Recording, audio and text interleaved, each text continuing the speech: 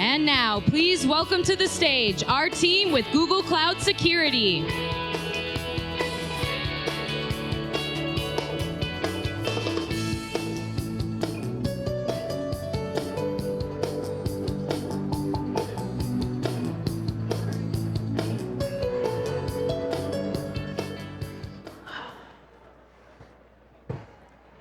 Hi, everyone. Welcome to our session on securing AI. My name is Jessica Mulraney. I'm one of the product marketers focused on AI and security. We're really excited to share some of our lessons learned from working with customers as they approach AI and look to secure it. So before we dive in, I want to introduce my fellow panelists today. So I'm going to have them introduce themselves, tell you who they are, what they do, and what they're working on. Hey everyone, my name is Mohammed Munir. I'm an incident response consultant with Mandiant. That's my day job. I also lead the development for the Secure AI Solutions service at Mandiant. And my name is Bill Reed. I'm a member of the Office of the CISO. I focus on the healthcare and life sciences vertical. Hi everyone, Naveed Makhani. I'm on the Cloud Security Product Management team, focused on securing AI products. Great.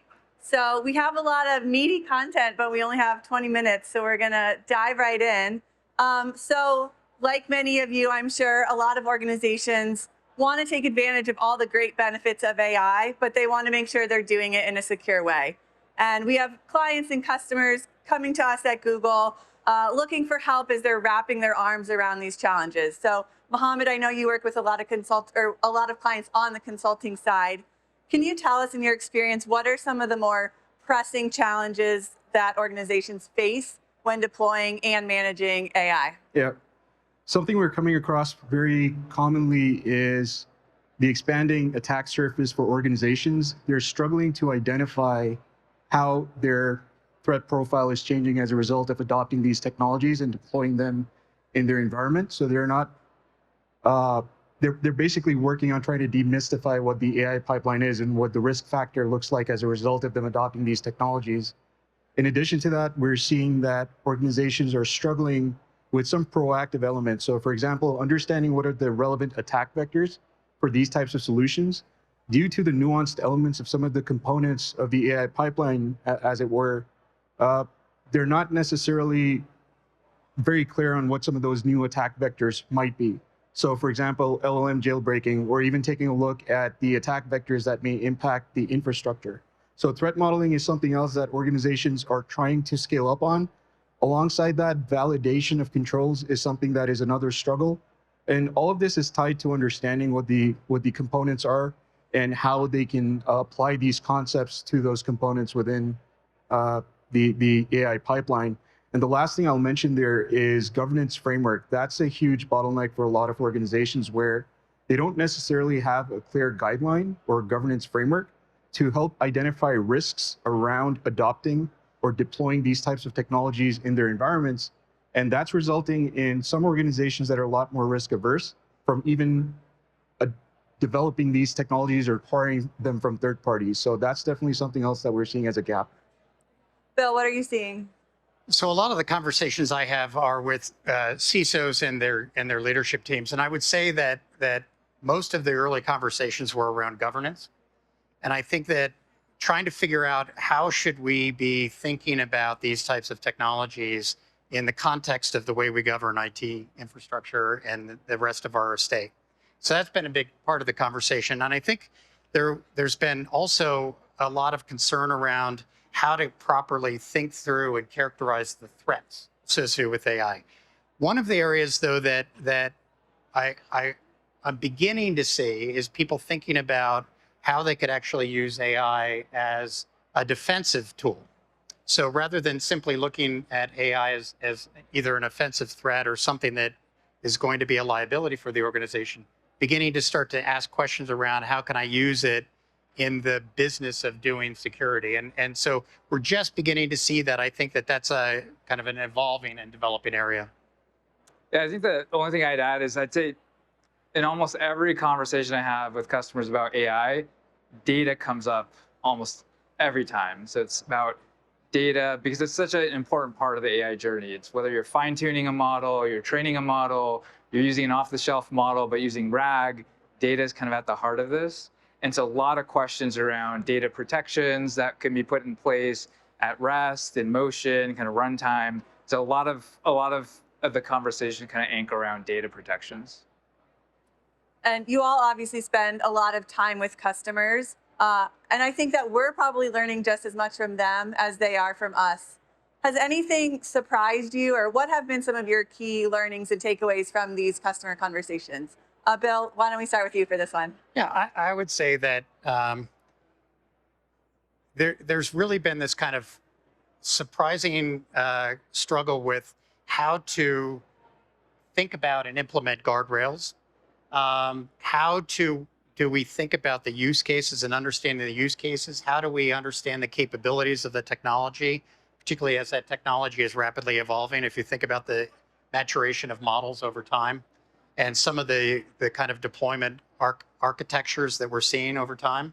And so part of it is just, I'm a little surprised by not having the level of experience broadly in the organization with using the tools on a regular basis. And having the opportunity to really deeply understand what the capabilities are of using a variety of different large language models and being able to really understand the way that these technologies are built, operate, and the ways that you interact with them, and then the ways that those are going to be incorporated into use cases that the business is going to want to deploy, whether those are internal or customer facing. And I've been a little surprised by kind of the struggle associated with that. But in retrospect, I think that's also part of the challenge of this just being such a fast moving development and technology, and the challenges of just learning. It takes time. Yeah, I can add maybe a different angle. So I think one of the surprises, like pleasant surprise, has been just, I'd say, like the open-mindedness and kind of like enablement-oriented conversations that we've been having with customers. Where if you contrast it to the early days of smartphones invading the enterprise, right, iOS, Android, a lot of the conversations were more around like, how do I block this? I need to block this right now, and less around how can you use it for productivity in the enterprise.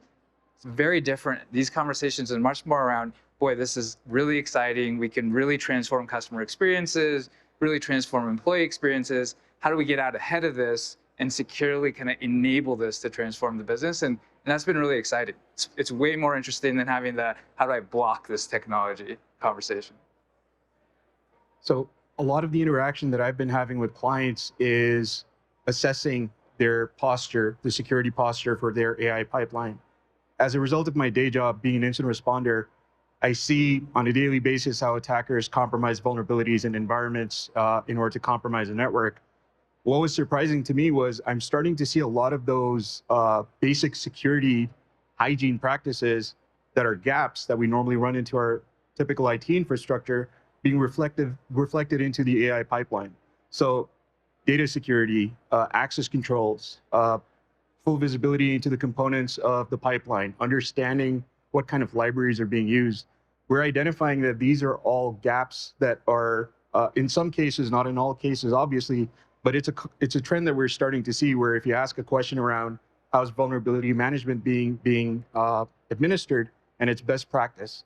So that was a really interesting insight for me in discussing that, because right now, this is, again, machine learning has been around for a while, but when we're talking about Gen AI pipeline, it is an opportunity for us to do this correctly from a security perspective. So it was a little surprising to see that with the components that are available and native tools that are available in these various pipelines, that we are still seeing deficiencies there in design and deployment from a security perspective.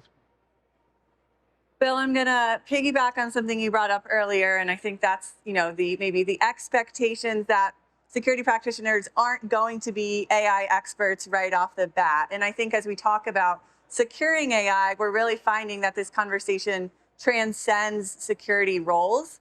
And obviously collaboration outside of security is really important when talking about securing AI. And Naveed, I know as safety becomes a bigger part of the conversation, you've been having a lot of conversations that are more developer-led than traditionally security-led. So can you shed some insights maybe on these conversations, how we can foster that culture of collaboration? Yep.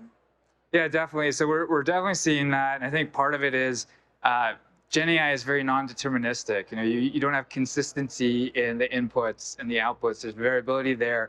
Introduces a broader set of risks. It's not just security. You also run into safety and brand protection. And to give you some real customer examples here, so on the security side, you have a fine-tuned model with maybe PII used to train it or to fine-tune it. You don't want that leaking out in the form of the responses. On the safety side, we have a customer that has a Gen AI kind of social media agent that can make posts to social media on behalf of small business owners. You don't want offensive content in that. Or on the brand protection side, you don't want your customer support chatbot to be referencing your competitors' offerings, right? And so you can see there's just a wide spectrum of risks and liabilities to manage there. And so what we're seeing is that that's bringing together development and legal and security. And so all these kind of stakeholders coming together. And the way some organizations are addressing that is they're having these cross-functional governance committees around AI to help kind of align on what are the risks that the organization is comfortable with and how they want to adopt Gen AI responsibly. Bill, I'm sure this is also very top of mind for CISOs. Yeah. You want to? Yeah. So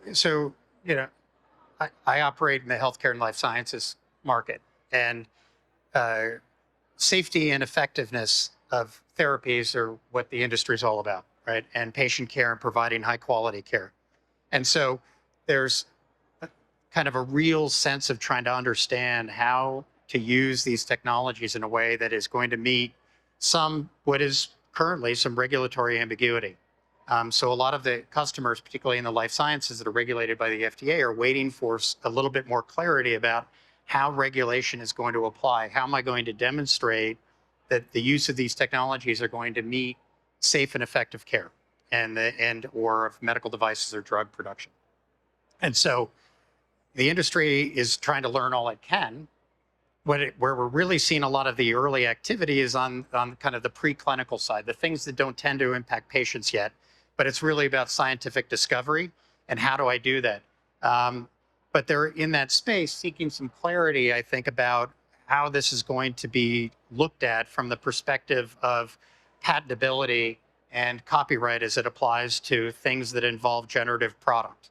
And so they're spending a lot of time trying to think about that very carefully, and that's making them have to think and meet with, in many cases, with people who run the quality organizations, the legal entities and legal organizations, their government affairs organizations, and then their privacy teams as well, and try to really think about how they're going to set kind of a flexible posture based on what emerges out of kind of the conversations that are happening really globally on a regulated space. So that's pretty common. I think that people are also trying to just, again, try to learn from each other. And so there's been a lot of interest in how can I see what other people are doing, and a lot of sharing that's happening around that. And I think that that's happening in the security communities, especially about how to do that. I'm going to comment on this from the perspective of the organization itself. So let's take a hypothetical organization. You've got your development team that is coming up with these solutions. They're developing them in-house, or they are acquiring these solutions from third parties. I think the security teams and those development teams need to work hand in glove, because if we are able to understand from a security perspective, what kind of controls can we implement from a detection perspective? What kind of controls can we implement from a preventative perspective? What kind of visibility do we need in the pipeline from all the different components? And where are we ingesting those logs, for example? All of those different elements help provide assurance to the organization around the ability to secure that pipeline, pivots off into the ability to actually detect anomalies within those environments. So we've discussed a little bit about the various risks that are posed to the organization in the event that an AI solution is breached. There's impact from a reputational perspective. There could be data theft. There could be brand reputation impact, and obviously a monetary impact. All of those, you need those security features. You need the detective preventive controls, and you need to understand what the gaps are so you can start mitigating those. So unless those two sides start talking to each other, you will run into silos, and we are seeing that. We've asked questions of security teams about various components in the environment to try and understand how much visibility they have, and we've come out with a lot of deficiencies whereby, again, they don't understand what the components are, or they don't have full visibility. We've even identified silos within the pipeline where, again, they're not able to understand what the infrastructure looks like because that information has not been shared with the security team. So my message to the security teams and developer teams there is it's an opportunity to work together in order to secure the posture of your AI pipeline and your AI solution, provide the organization a higher level of assurance. Well, I think we can all agree there's a lot to think about between, core security controls, collaboration, governance. If you were to all leave the audience with some parting wisdom, words of advice, recommendation, what would you each want to make sure comes across today?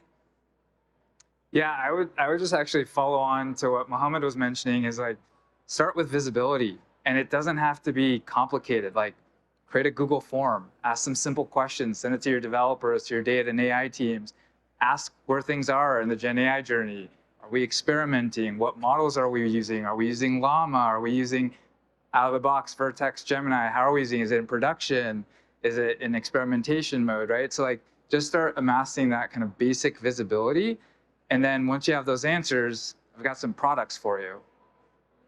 And I would say that, from our perspective, it was about a year and a half ago that we first published the Secure AI framework. And I think part of it is just, and then recently announced us as one of the founders of COSI, which is kind of a cross-industry organization really focused on improving the security of AI. And so I think that participating in the community, I would say getting involved, representing your organizations so that we could really think about what it is that are the kinds of threats and then the compensating controls and what do we need to expect from vendors who participate in this space to build product which is secure and secureable. And because that's really, if we don't answer that question as security professionals, it's going to hold the industry's adoption of this technology back. And I think, so I would just encourage participation in whatever ways you can. Understand what the context is for the application that your organization is deploying in the environment, whether it is developed in-house, whether it is acquired from a third party. Each one of those will have various security implications, and you want to make sure you're covering both those spectrums. Most organizations are likely going to be acquiring third-party applications. They're not going to be developing them in-house.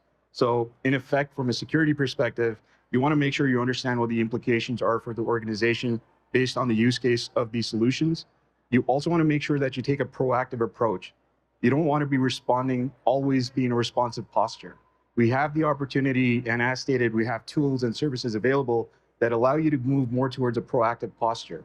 So validation, technical assessments or red teaming, threat modeling, threat hunting, start thinking along these lines of security approaches, because that really helps you, again, get the organization in a much more secure posture and moves you from that constant firefighting posture to more proactively securing the environment, proactively securing the AI pipeline and the solution and your data.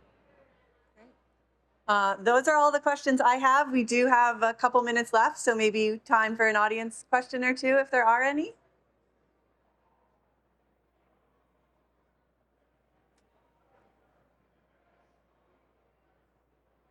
All right, we have a couple. So this question may not be directly related to the things that we're discussing today, but I just wanted to get your stance on generative AI and the content that is being generated and the related intellectual property for those. To me, it's still a gray area that who does that image or the video or whatever we are generating belongs to. So can you comment on that? That would be out of scope for me. Yeah. I'm more on the security side.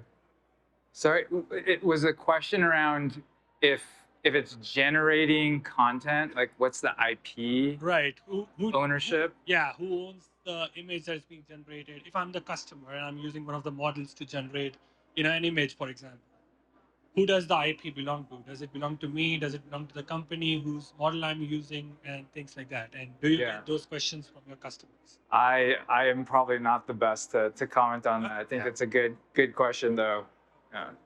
But if I could just say, like, your question and the fact that, again, there's no clarity around this is reflective of regulation and governance around this element from a legal perspective as well. We're sort of driving down the highway that is being built. So as a result of that, there are certain elements which, to be determined, unfortunately, is the answer. Hello. Question is more on the lines of product. What can we expect to see in the Google Cloud Security product catalog in the next 12 to 24 months, which will help customers track lineage of training data sets and model iterations? Is that something that you're tracking from a product roadmap standpoint? Yeah, definitely. So I'd say broadly speaking, we are looking at the model, application, infrastructure, and data layers. And we have a set of capabilities for each of those and are continuing to evolve those over time.